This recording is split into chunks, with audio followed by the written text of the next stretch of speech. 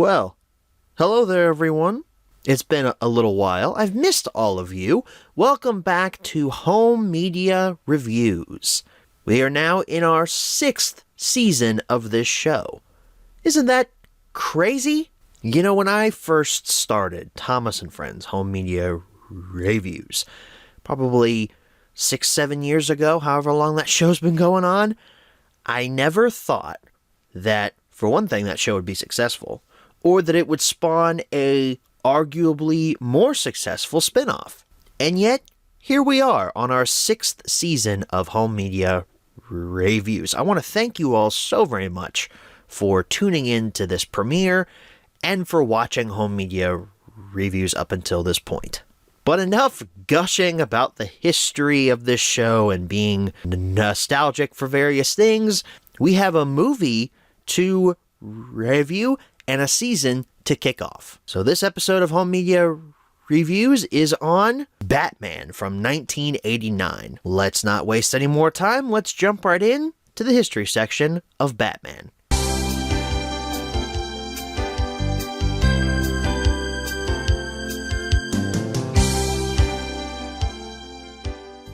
So Batman hit theaters on June 23rd, 1989. I don't think it's any secret, I was not born in 89. This came out 10 years prior to me being born, so I didn't see Batman in theaters. I've never gotten the opportunity to, unfortunately. The first time I saw this movie, it was on DVD. I had grabbed it from, I think, a Best Buy or a Walmart in one of those really cheap 4-packs. I grabbed this with Batman Returns Forever and Batman and Robin. And that was the first time that I watched this movie. I was getting into superheroes. This was probably around 2014, 2015. I had seen Christopher Nolan's Dark Knight trilogy, and I wanted to go back and see where things began. I had heard for years that Batman was amazing, but it took me a while to finally see it. On a budget of $48 million, chump change compared to movie budgets today, Batman grossed $411 million. I don't know about you guys, but that is a huge profit margin. And not only that, but Batmania swept the country in 1989. You couldn't look at certain products without seeing that iconic logo. T-shirts, video games, action figures. This movie was a pop culture phenomenon, and still kind of is today. I should have warned you guys before I started the history section, but there have been a lot of releases of Batman over the decades since it hit theaters. So bear with me. I don't know if I've somehow gotten them all here, but I got most of them. And I believe this is like over 20 different releases, so bear with me here. This one's going to be a long one. So Batman hit VHS in November of 1989, less than 6 months after the film's debut in theaters. Little fun fact for you, this VHS was sold for well under its suggested retail price.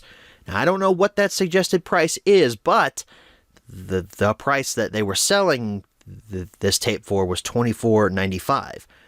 Allegedly, Warner Brothers did this so more people could get their hands on this tape and take part in the pop culture phenomenon that was this movie. That may be part of the reason why there are so many copies of this VHS that are clogging up internet space on places like eBay. We got a Laserdisc release in 1990. Fun there. Batman made it onto Laserdisc. Not really much to say about that. The DVD of Batman hit on August 22nd, 1997. This was a flipper disc, meaning there was content on both sides. This included a full screen and a widescreen version of the film. That's pretty forward thinking of Warner Brothers. September 5th, 2000 brings us the Batman Legacy DVD set. This included all of the Batman movies up until this point, even Batman and Robin, that absolute abomination. October 18th, 2005 brings us a 2-disc special edition DVD set. I assume that this set had a bunch of bonus content on it, on its second disc there. Very nice to see that. A Batman anthology DVD set also released on October 18th, 2005. We got a reprint of the DVD in 2007, presumably the single disc variant, but I cannot confirm that. The motion picture anthology set then got reprinted, but, ladies and gentlemen, on Blu-ray on March 10th, 2009. Meaning that this 4-pack set was the first time that you could pick up Batman on Blu-ray. But then, 2 months later, in May of 2009, the Blu-ray got put out by itself. So if you waited just a few months there, you could have picked up just Batman by itself if you didn't like the sequels. And it was even more special because this Blu-ray is a digibook release. The 4 Film Favorites Batman Collection set hit on September 29th, 2009, presumably in both Blu-ray and DVD forms. This littered Walmart store shelves for years. I'm pretty sure that the version I got was from 2009, if it wasn't already a reprint. June 28th, 2011 brings us a 2-movie collection, packaging this with its sequel, Batman Returns. September 11th, 2012 brings us the Tim Burton Blu-ray collection. This included Batman, Batman Returns, Mars Attacks, Pee-wee's Big Adventure, Charlie and the Chocolate Factory, Corpse Bride, and Beetlejuice. January 29th, 2013 brings us a huge box set. This is the Warner Brothers 100 movie DVD box set. I refuse to name all of these movies. I've been talking too much about Batman on physical media up until now, but here's some of the highlights. This included Casablanca, The Maltese Falcon, Citizen Kane, Superman, Wizard of Oz, Gone with the Wind, Exorcist, The Fugitive, Vacation, and of course, Batman. Only downside is this set is on DVD, not Blu-ray. Bad move on you, Warner Brothers. We then got a Blu-ray Steelbook on May 7th, 2013, which has been stuck on my FYE store shelves for years at this point. I refuse to pick that up now, apparently. We got another box set coming at you on September 3rd, 2013. Best of Warner Brothers 20 Film Collection Thrillers set. This included Batman, Maltese Falcon, Public Enemy, Strangers on a Train, The Big Sleep, North by Northwest, Dirty Harry, Dog Day Afternoon, Lethal Weapon, Goodfellas, The Fugitive, Natural Born Killers, Shawshank Redemption, 7, Heat, LA Confidential, American History X, The Dark Knight, Inception, and The Town. I feel like most of this episode is me naming other movies besides Batman, because this has been included in a lot of sets. 4 Film Favorite, no, wait, hang on, I have to correct myself from earlier. I mentioned how the 4 Film Favorite set came out in 2009? That was only on DVD. The Blu-ray version came out on January 7th, 2014. Thank you to my notes for talking about that. We got another Blu-ray reprint on November 11th, 2014. This was part of the Diamond Lux Blu-ray line, exclusive to Warner Brothers. Fun new Diamond Edition packaging, I guess. Walmart then got an exclusive Blu-ray with new artwork on April 21st, 2016. Good for Walmart. Struggling to find things to say about these releases, because it's just the same movie over and over again. Okay, we're in the home stretch here, folks. The Batman and Superman anthology set came out on October 17th, 2017. This was a Blu-ray and a DVD set, I think. I recognize the Blu-ray more than I recognize DVD set. These movies came packaged in a metal tin. It was like an oversized metal tin-like package there. And it included all of the live-action Superman and Batman films. Well, not the Dark Knight trilogy, like the old Batman films. Or Man of Steel. The old Superman and Batman films. Whew, I'm starting to lose my voice here. Best of the 80s DVD set came out on February 6, 2018. This included Batman, Lethal Weapon, Vacation, Caddyshack, and Purple Rain. 2 movies I hadn't mentioned yet, Caddyshack and Purple Rain, yippee. June 4th, 2019 finally brings us Batman on 4K with very lackluster packaging. I don't know, I'm not a fan of these new packages for these Batman films on 4K. Like, I get it, it's new artwork, but why can't we just have the classic Bat logo on there? Like, that's what it was on the VHS. Just put that on the front. Be perfect. We have another Steelbook, but this time around it's an FYE exclusive Steelbook. This hit on June 11th, 2019. Maybe this is the Steelbook that I was thinking of that's been rotting on FYE store shelves. September 17th, 2019 brings us a 4K collection of all 4 of the live-action Batman films. It was a Steelbook set, which was exclusive to Best Buy, came in a steel case. It looked very similar to that Avengers steel case and the Rambo one. Best Buy, for some reason, was getting a lot of these steel case sets. I wish that the Indiana Jones franchise actually got that treatment. All they got was, all those movies got was some cheap plastic packaging around some pretty nice Steelbooks. Best of the 80s Volume 2 DVD and Blu-ray set, February 4th, 2020.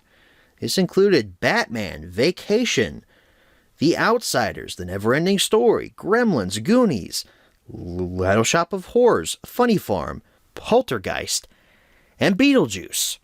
Oh, we have another Blu-ray set, the WB 100 Anniversary Blu-ray set, April 4th, 2023 was when that came out. By God, I am going to read all of these movies to you because they're in the notes and I can't skip it. This included Batman, Superman, The Never-Ending Story, Supergirl, Why the Hell Is That Here?, Lethal Weapon, Twister, Harry Potter and the Sorcerer's Stone, Ocean's 11, Lord of the Rings, Fellowship of the Ring, Constantine, again, Why the Hell Is That There?, V for Vendetta, Pan's Labyrinth, 300, The Dark Knight, Man of Steel, Mad Max Fury Road, Fantastic Beasts 1, Wonder Woman, Justice League, Aquaman, what the hell is that doing there? Shazam, Joker, The Suicide Squad, The Birds of Prey, and Black Adam. Again, I ask, what the hell is that doing there? And in the original draft of this history section, folks, that was where we would have ended things. But no, ladies and gentlemen, we have another copy to talk about here. We have a Groove exclusive 4K Steelbook that hit online retailers, because Groove is a website, on May 28th, 2024. Groove, if you don't know, spelled G-R-U-V, is a website where you can get movies for cheap, basically. I think it's Warner Brothers and Universal have partnered up to run that website together. They actually have some pretty good deals and some pretty cool exclusives. I'm actually thinking about grabbing this 4K Steelbook because the artwork on it isn't too bad compared to the standard artwork. And that, ladies and gentlemen, is presumably every version of Batman on every format that is out there. I'm sure I missed like a fucking Betamax or something. I don't know. That was just a lot. I've been talking for 20 minutes now in the raw recording, which if you watched Kipper the Dog home media reviews, normally at this point was where I would be wrapping things up, but we're just getting started. Let's jump into the close-up section of Batman.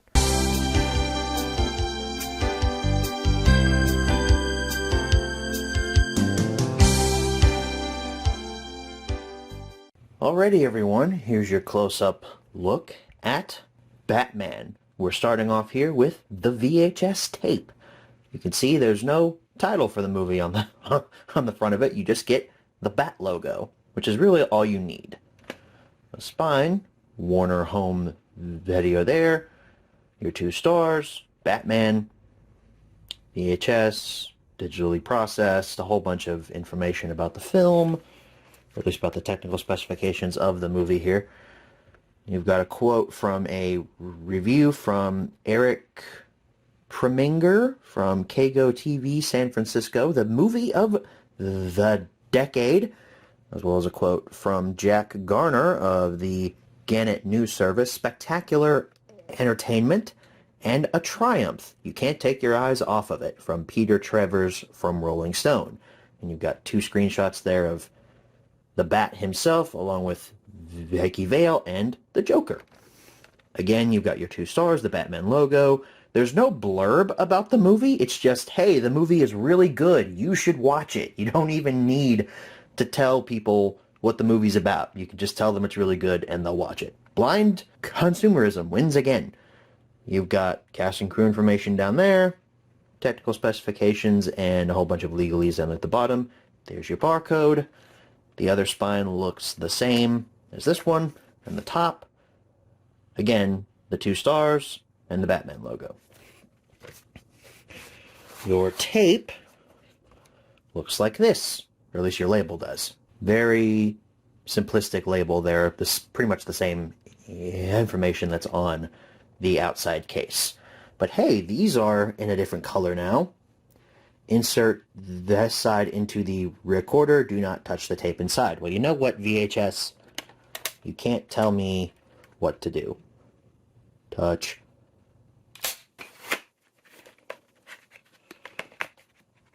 My copy apparently doesn't want to close. Moving along from what some consider to be one of the worst home video formats, I think it's fun for nostalgic reasons, to what many consider to be the best home video format, Blu-ray. And I own Batman on Blu-ray in the Batman Motion Picture Anthology set. This set is awesome, primarily because of its packaging. You've got the Batman logo there, exactly the same as on this tape, except the sparkle has been reversed. See, the sparkle's on the right side here. It's on the left side on this logo. Batman Motion Picture Anthology, 1989 to 1997. Very simplistic cover art. That's really all you need, though. The spine, that same logo again. All of your movies listed down there. Your Blu-ray logo and your Warner Brothers logo. The back doesn't have anything. I don't remember if this had a J card included with it. I bought this used on eBay, so mine didn't come with that. The other spine looks the same. The top has that same logo from the front. The bottom just has, I think that's a product number down there. Take the top off there. Your movies are included inside. I'll show you all 4 of them, even though this is just an HMR on this movie right here, Batman. There's what it looks like on the inside. It's pretty much just a cardboard sleeve there, but it is really cool. It's unique. So here's the Batman Blu-ray. The other unique part of this is these are slim Blu-ray cases. You don't normally see these a lot. I don't know why this is not focusing. Probably because this is too small. Come on, focus up. There you go. You can see it now. Slim Blu-ray case. You don't see these a lot. You see a lot of slim DVD cases, but not Blu-ray cases. The back features your barcode, your tech specs up there for the Blu-ray. You have that same quote from Peter Travers. Your special features are listed there. Screenshots from the movie, cast and crew information, and technical specifications. Open this up. Your Blu-ray has Batman and the Joker on it, as well as the Batmobile. And then, hey, you get a digital copy disc that doesn't work now because the service has long been shut down. Also, there's no code in here, so it wouldn't have worked anyway. And then here are the other movies in the set. You've got Batman Returns, Batman Forever, and Batman and Robin, all of which are in slim Blu-ray cases, which again, I find that incredibly unique. There, now you can actually see them. So how's about we go ahead and take a look at some footage of the VHS version of Batman, and then we'll move right along to the menu tour.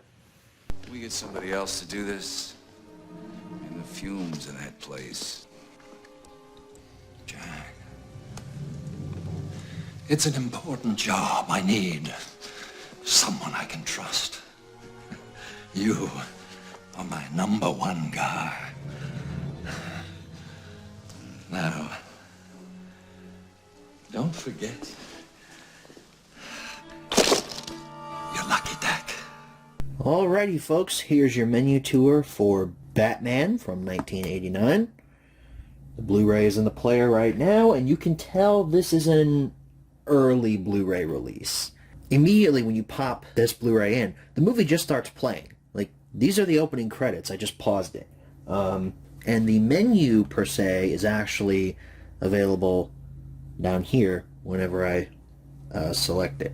So there is no menu here, per se. There are menu options. You've got languages.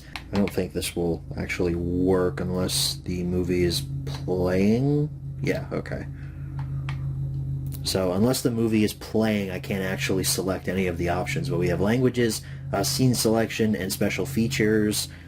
First off, we'll take a look at languages here. So for languages, we've got English, English True HD, French, Dutch, Italian, Castellano, just regular Spanish, Portuguese, and then for subtitles, we've got English, English for the hearing impaired, French, Dutch, another version of Dutch, I don't know what that translates to, Italian, another version of Italian, Castellano, Norsk, Suomi, Dansk, Portuguese for Brazil, Spanish, Chinese or Japanese, Netherlands, regular Portuguese, and then Svenska. That may be a version of Russian.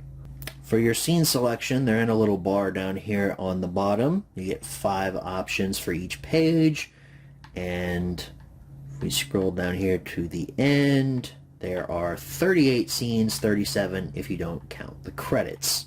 Your special features include a commentary by director Tim Burton, on set with Bob Kane, not the creator of Batman. That's been proven false, but hey, this came out in like, what, 2009, 2010? This Blu-ray did, so I understand them crediting Bob Kane.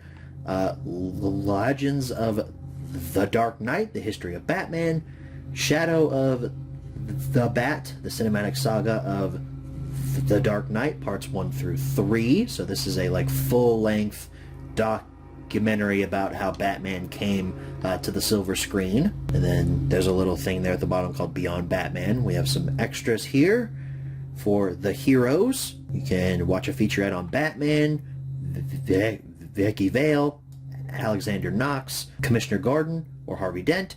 And then your villains are Joker and Bob the Goon. Bob the Goon gets his own featurette. That's awesome. We have a storyboard sequence when Robin was going to be featured in this movie. That's pretty cool. Theatrical trailer. We have 3 music videos from Prince, because Prince did the soundtrack to this movie. And then we have an online portion down there at the bottom. Visit us at www.wbhighdef.com for the latest on Warner Blu-ray discs. So some pretty substantial special features there. You can see we're now on the scene where Batman is going to attack these goons. So like I said, there's kind of a menu here, but you can only access it while the movie is playing. There's no like menu to start off the movie. It just plays continuously. Early Blu-rays were weird, man. They thought menus were a thing of the past, I guess. That is a very interesting photo of Batman that I have this paused on. That wraps up your menu tour, guys. Let's go ahead and head on back and answer the 5 main questions, as always. Alright, so we're back from the close-up. Now it's time to answer the 5 main questions, as always. Number 1, where can you pick this product up? Actually, you can get it on Groove.com right now. The 4K Steelbook is in stock, as I'm looking at my phone right now. Number 2, is this product still being printed nowadays? This is strange, but I'm gonna answer yes to this question because of the Groove exclusive 4K Steelbook. Awesome. Starting off Season 6 on a happy note. Number 3, should you pick this product up? I mean, is it not obvious that I really like Batman? At least the character of Batman. But I do really enjoy this movie too. I mean, aside from the fact that I have numerous Batman action figures, several of which are in my office right now, and I'm literally drinking out of a Batman glass as I am recording this. I even bought the damn novelization from Half Price Books for $3 because I love Batman so much. This movie is so good. It's wonderful. Master of the Lemon says he doesn't like Batman from 1989. Everyone go and flame him. Please, go to his comment section, tell him how wrong he is. Actually, don't do that. Lemmy's a good friend of mine. But I'm going to tell Lemmy why he's wrong. The opening theme is iconic and sets the tone immediately. I can't get enough of this theme song. I love it. It was written by Danny Elfman. He did a fantastic job, and I'm so happy that this is the definitive Batman theme. Don't get me wrong, I like the one from The Dark Knight and that trilogy, but this one is the Batman theme. It's so triumphant and yet so dark and mystical at the same time, much like Batman himself. Speaking of Batman, he doesn't take long to show his presence in this movie, and his introduction is perfect. He moves like an otherworldly creature, especially after getting up after taking several rounds to his chest. And I love how he doesn't need to put on a deep fake voice like, "I'm Batman." I'm looking at you, Christian Bale. He knows that these criminals are already terrified of him, so his soft-spoken, "I'm Batman," works flawlessly. This is a Easter egg that I had never noticed up until watching Batman for this review, but Corto Maltese gets name dropped here. That's a major location in the DC Comics universe. I think most recently it appeared in the Arrow television show. Felt like Captain America there. I understood that reference. This Knox guy will not take no for an answer throughout this entire movie. Gotta hand it to him, though. He is persistent, and the actor who portrays him is very good in his role. He sufficiently annoyed me. I wanted him to go away. Billy D. Williams may only be in this movie for like 5 minutes, but he makes an impression. He's so good as Harvey Dent. It's a damn shame we never saw him as Two-Face, unless you count Lego Batman. Michael Keaton may not be Robert Downey Jr. as Tony Stark, but he brings a different perspective to the role of Bruce Wayne. He's completely different from his Batman persona and does a great job at carrying his scenes as Wayne. His chemistry with Vicky Vale is electric. Speaking of her, Kim Basinger does a great job as Vale. She bounces off Keaton's charisma and is a pretty good love interest. The entire cast is just wonderful in this movie. Speaking of the cast, there's one member that I haven't mentioned yet, because he hasn't made his appearance yet at the time of writing these notes. Jack Nicholson was the absolute perfect choice to play this version of Joker.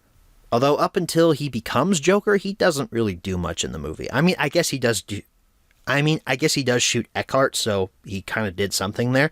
But the scene in that makeshift hospital where Nicholson sheds his mob persona and embraces his Joker form is stupendous. His laugh is haunting as he stands up from that chair and smashes that mirror. And the murder of Grisham, man, I forgot how almost brutal that murder is. Joker becomes a force to be reckoned with after he plunges several rounds into Grisham's chest. "Jack? Oh, thank God you're alive. I thought you'd been fried." "Is that what you heard? You set me up over a woman." "A woman!"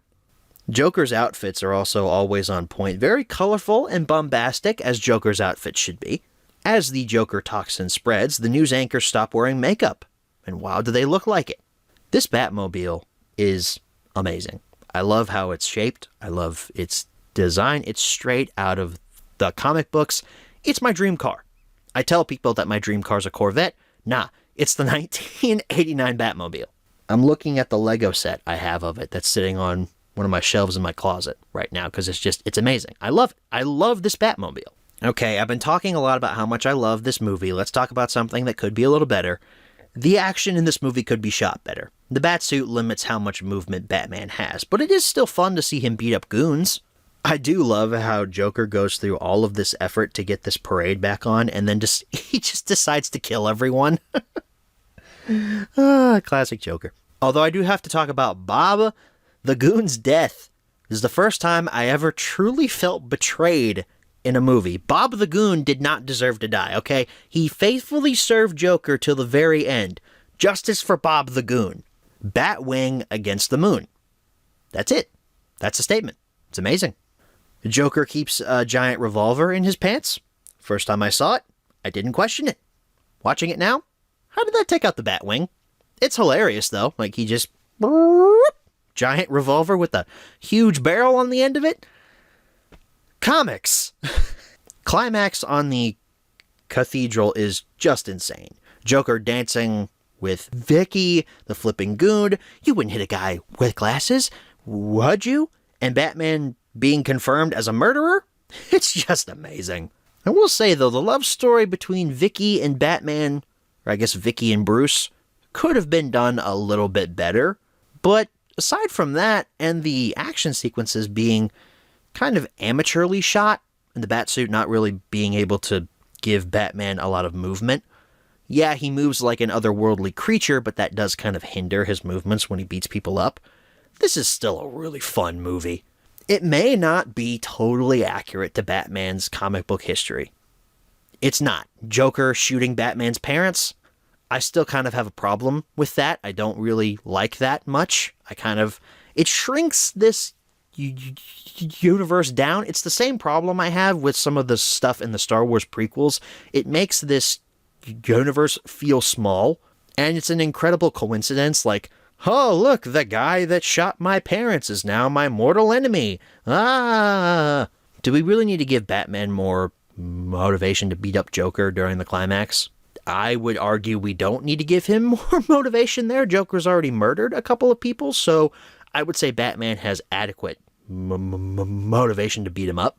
But then, finding out that he killed his parents, it's sort of a sore spot for me. Like, I love Batman, don't get me wrong, but that doesn't sit right with me. I don't like that choice. That being said, though, I am willing to forgive because of how great these performances are, how just well-defined the Batman character is here, how wonderful Jack Nicholson's Joker is, and just how bonkers this movie is. It is relatively tame, though, compared to its sequel, Batman Returns. And if it tells you anything about my opinions on movies, I'm not a big fan of Batman Returns. I think it's fine. I like this movie more, though, because it goes just the right amount of bonkers. It doesn't go too crazy. I wouldn't exactly call this movie dark or even mature. It's not like Batman from 1966, slapstick comedy or anything like that, but it's not dark. Like, this movie is pretty tame compared to some of the subject matter that's explored in movies like The Dark Knight. Like, the movie's pretty tame, but for the time, I could see how people could classify this as a dark movie. For me, though, I enjoy it because it's entertaining. I love Michael Keaton as Batman. I love Jack Nicholson as Joker. This movie is amazing, and absolutely, I 100% recommend it. As I said, it is not accurate to the Batman comics, and I could see how some people, Master of the Lemons, can't see past that. And I respect their opinions, of course, but for me, I can look past that. I love Batman from 1989. It's amazing, and you should definitely watch it. Number 4, where should you pick this product up? Groove.com, baby. And number 5, what price should you pay? Well, the 4K is currently going for $30 on Groove. That's pretty much the price I would pay for it, unless you're going for the original copy of the 4K with the bad poster art. That's worth about $20 or so. Blu-rays of this movie are a dime a dozen. Same with DVDs. They reprinted this so many times. So $5 to $10 for a copy of that. The VHS is worth even less. I wouldn't pay more than like $2-3 for a VHS copy of this movie because of just how many VHS copies I've seen of this on the secondary market. Flea markets, Goodwills. I mean, this thing pops up everywhere. I'm shocked it took me so long to actually pick up a copy for myself. Laserdisc I've never seen in person, and I haven't checked on prices for that, so I don't know. Just kidding. Thanks to the power of jump cuts, I looked on eBay and found some copies of the Laserdisc, and it looks like it's selling anywhere from $10 to $15. So that's good. I approve of that price. Well, folks, that wraps up your home media review on Batman, and that wraps up your Season 6 premiere of Home Media Reviews. It feels so good to be back doing this show. I love doing it for you guys, and I really hope that you guys are hyped up for the rest of this. And I really hope that you guys enjoy what I put out for you, because I love doing these videos. So if you've read my community posts over the last few months, you know that the theme for this season is his and hers. We are knee-deep in his right now, which means that I'm picking next week's film. And in order to keep up with the comic book aspect of this, I'm covering something that I've wanted to talk about on home media reviews for a long time. For the past, I think, 3 seasons, this movie that I'm covering next week was the season premiere. Come on, Garrett, get to the point. What are you talking about? Next week, we're talking about Blade, the actual first rated R superhero film. Back when Deadpool came out in 2016, there's a bunch of articles claiming, oh, this is the first rated R superhero movie. It was Blade. Maybe you could count The Punisher from 1989, but that was a direct-to-video movie, so did that even get a rating here in the States? We'll say that Blade was the first mainstream rated R superhero film. There you go. So I hope you guys are hyped up for that. I most certainly am. Thank you all so very much for watching, and I'll see you all then. Good night, everybody.